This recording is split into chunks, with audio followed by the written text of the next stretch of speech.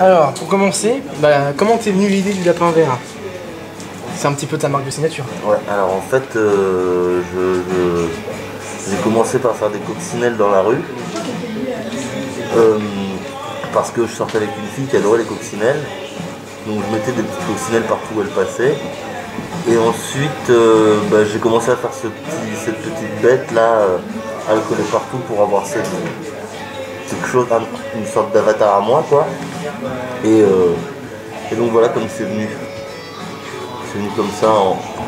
Et puis aussi c'est venu avec les inspirations forcément d'autres graffeurs comme street artistes ou artistes comme Space Invader, Mr. Chat, je sais pas lesquels. Les gens par exemple, c'est un graffeur qui faisait des silhouettes blanches un peu partout dans la région centre, même un peu partout en général. Ça ce qui fait bien, et voilà quoi.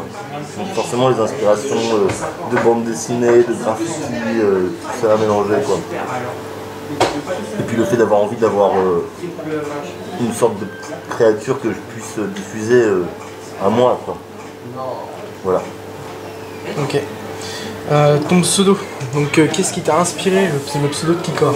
Alors, ce qui m'a inspiré le pseudo de Kikor, c'est en fait, à l'époque au lycée, on m'a appelé Corky et un pote à moi, l'ami à l'envers, a commencé par m'appeler Kikor. Et du coup, c'est venu comme ça. Puis je dessinais déjà à l'époque, donc j'ai commencé à signer mes dessins Kikor. Et puis voilà, et puis cette petite bête qui est née un peu après, je l'ai appelée Kikor. Voilà. Corky, pour information, ça vient d'une série qui s'appelait Un enfant pas comme les autres. C'est un prisonnier dans une série que je n'ai jamais vue d'ailleurs. Mais en tout cas, on m'a appelé comme ça. Du coup, ça m'a amusé. J'aime bien les trisomiques, j'ai une sympathie pour eux. Donc voilà, ça m'a pas dérangé. Ok. Ta motivation principale pour le graphe? Alors moi je fais pas vraiment du graffiti, bon j'en ai fait un peu à l'époque, des trucs style des petits corps à la bombe ou des petits corps au pinceau dans la rue, machin. Je fais vraiment du sticker, sinon c'est du graffiti aussi en même temps. C'est quoi ma motivation pour le graffiti? C'était parce que je m'ennuyais. Ma motivation c'est l'ennui, c'est de ne pas s'ennuyer, voilà. C'est de m'occuper à faire quelque chose qui me plaît. Comme, je sais pas, un footballeur qui va faire du football, sauf que moi j'aime bien dessiner, puis quand j'aime bien faire mes lapins, et puis maintenant je les envoie pas mal par la poste à des gens qui voyagent, ou moi quand je voyage j'en colle aussi, comme ça fait le tour du monde, c'est rigolo quoi. Ça fait un peu comme le nain dans Amélie Poulain qui voyage un peu partout. Et du coup, est-ce que tu peux nous expliquer comment tu fais tes stickers? Ouais, alors c'est con que j'en ai pas ramené là, mais en fait si tu veux, je prends des planches de stickers vierges, ok. Je peins la silhouette de mon lapin ou alors je la fais imprimer, ça dépend. Maintenant des fois je la fais imprimer parce que j'ai plus trop le temps avec mes tableaux, tout ça c'est le bordel. Mais du coup je la fais, donc je fais la silhouette en premier et après une fois que j'ai toutes les silhouettes, je trace mes traits au marqueur et puis après je les découpe et puis je les colle quoi. Ou les gens les collent.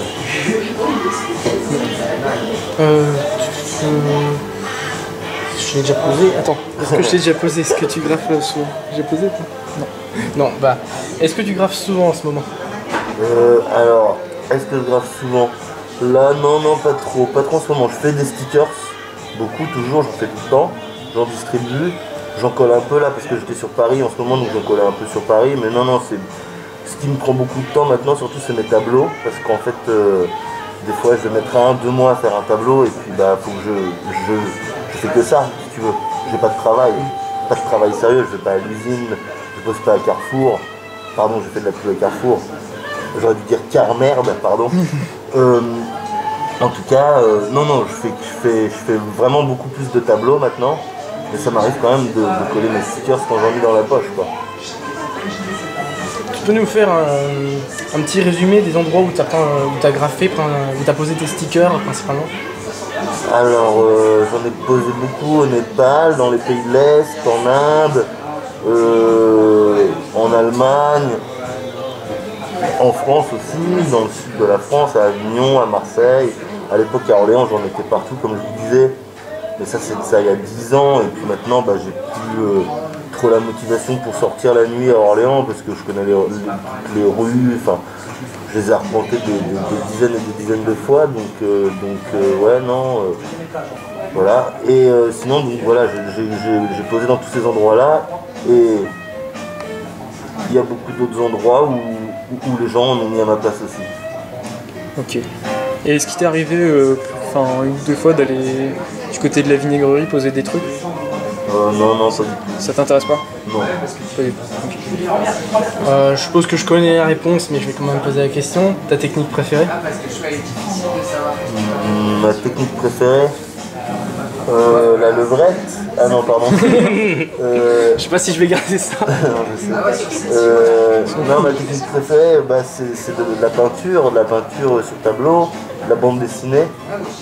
Je sais pas, c'est pas vraiment une technique, mais c'est un style quand même. Un style, ouais.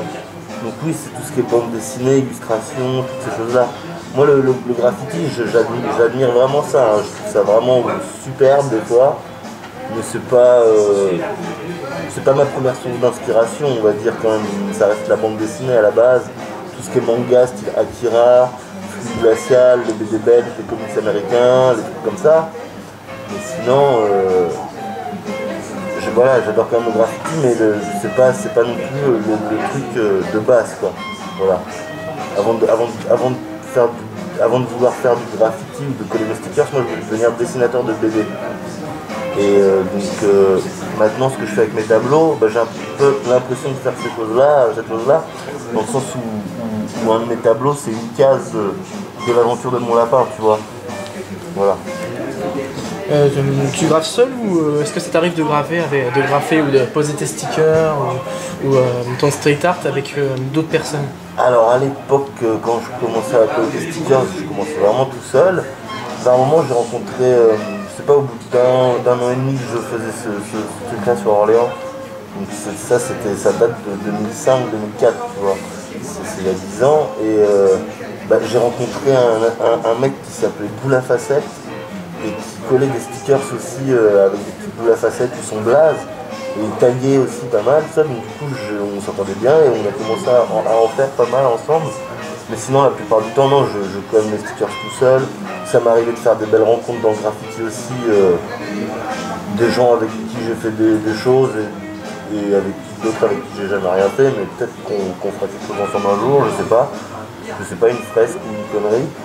Mais non, sinon je suis pas mal solitaire quand même, je fais pas partie de crew, je te dis, je suis pas vraiment un graffeur en fait, je suis plus un dessinateur et à la base j'ai collé mes autocollants, mais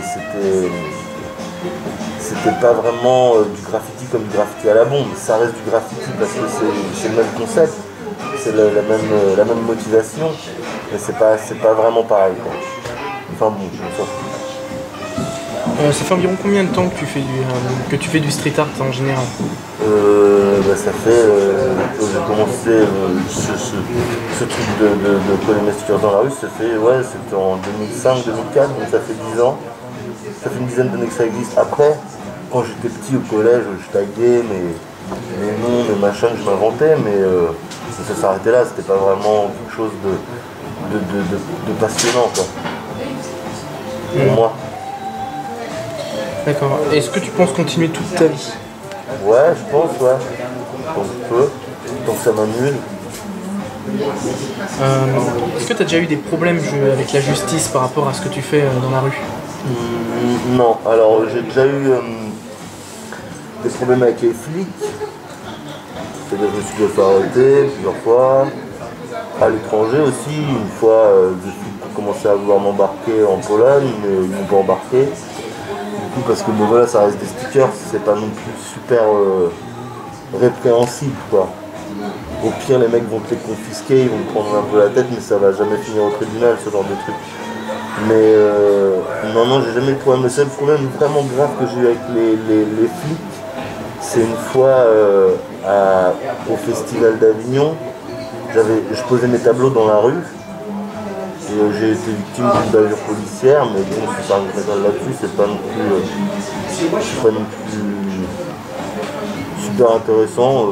Ça montre juste que les flics sont cons en général, c'est tout. On les le garde. CRS, quoi. Les flics, les nationaux, ça va encore, des fois il y en a des sympas. Mais les CRS, eux, ils sont tous cons par contre. Ça, c'est une belle distinction. Parce que pour être CRS, franchement, il faut être vraiment trop con. Déjà, pour être militaire, c'est un peu limite. Pardon, je m'égare.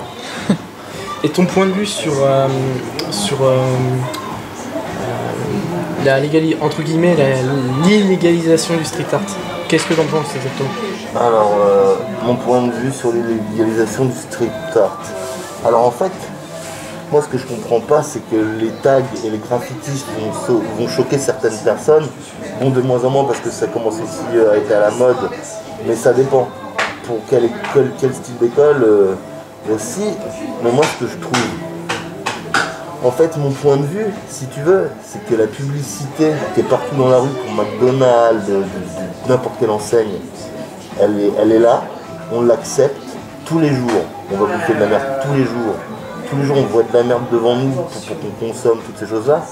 Je vois pas ce que ça fait de mal de voir un petit tag par-ci par-là sur un mur, ou des beaux graffitis, ou même des moches, on s'en fout. De toute façon, c'est pas le problème que ce soit beau ou que ce soit moche, c'est que les gens ils s'approprient l'espace public, parce que l'espace public il n'est pas forcément aux entreprises ou aux industriels, il est à tout le monde, donc si les gens ont envie de graffer, et ben ils graffent et puis c'est tout.